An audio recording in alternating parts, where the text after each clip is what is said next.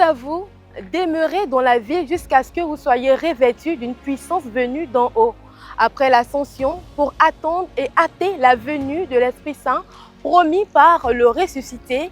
Les apôtres se rassemblent dans la chambre haute appelée le Cénacle. Le Cénacle est le lieu de l'effusion de l'Esprit Saint, descendu sous la forme des langues de feu sur les apôtres rassemblés lors de la Pentecôte.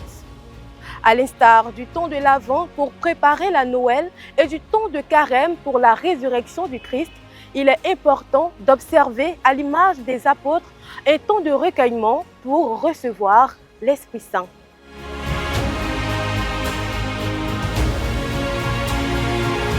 La communauté catholique Mère du Divin Amour, fille obéissante de l'Église dans le souci d'évangéliser, a donc mis sur pied depuis plus de 20 ans le Cénacle. Un temps qui au tout début était réservé à ses membres qui priaient ensemble pour un éveil spirituel communautaire. Au vu des fruits et du bien que ce temps apportait et dans le souci de toucher plus de personnes pour impacter les nations, le Cénacle ouvre donc ses portes pour devenir le Cénacle des Nations. Dans sa connotation actuelle, le Cénacle des Nations est à sa 11e édition. Chaque année, le peuple de Dieu se rassemble pour 10 jours d'enseignement, de louange et d'adoration, en prélude à la grande effusion du Saint-Esprit. Sous sa forme Cénacle des Nations, ce grand rassemblement s'est déjà tenu au Bénin, en France, et on se souvient encore avec beaucoup d'émotion de l'édition 2024 qui s'est tenue au Sénégal. Cette année, le Cénacle des Nations revient sur sa terre de naissance, la Côte d'Ivoire. Et c'est ici, à la cathédrale Saint-Paul d'Abidjan, que va se tenir ce grand rassemblement.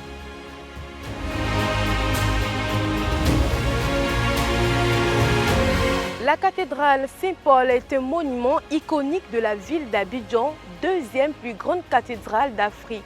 Elle est l'œuvre de l'architecte italien Aldo Spirito sur l'initiative du président Félix Houphouët-Boigny.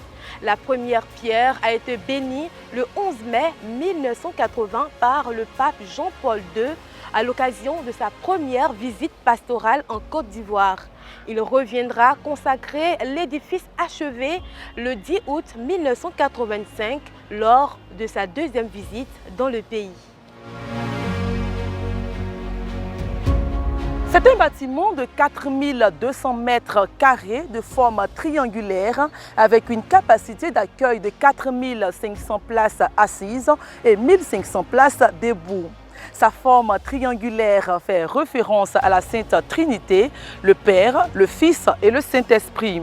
Les trois points étant réunis par la voilure parabole de la terre vers le ciel, symbolisant l'exhortation de l'apôtre Paul, l'élévation de la vérité. Cet édifice religieux vous ouvre donc ses portes à partir du samedi 31 mai au samedi 7 juin pour vivre un moment unique autour du thème « Dans peu de temps, vous serez baptisés dans l'Esprit Saint » confère les Actes des Apôtres au chapitre 1, le verset 5.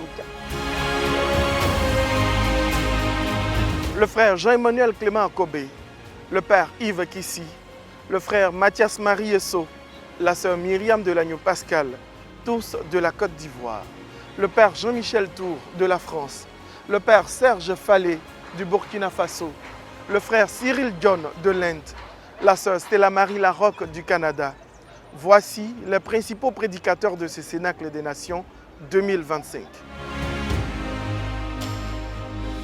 Le Cénacle des Nations est un grand temps de prière et d'intercession à vivre. Nous vous attendons donc nombreux, en famille, entre collègues et amis, pour vivre ce rendez-vous inédit dans la présence du Saint-Esprit, pour recevoir l'envoi en mission et impacter nos nations.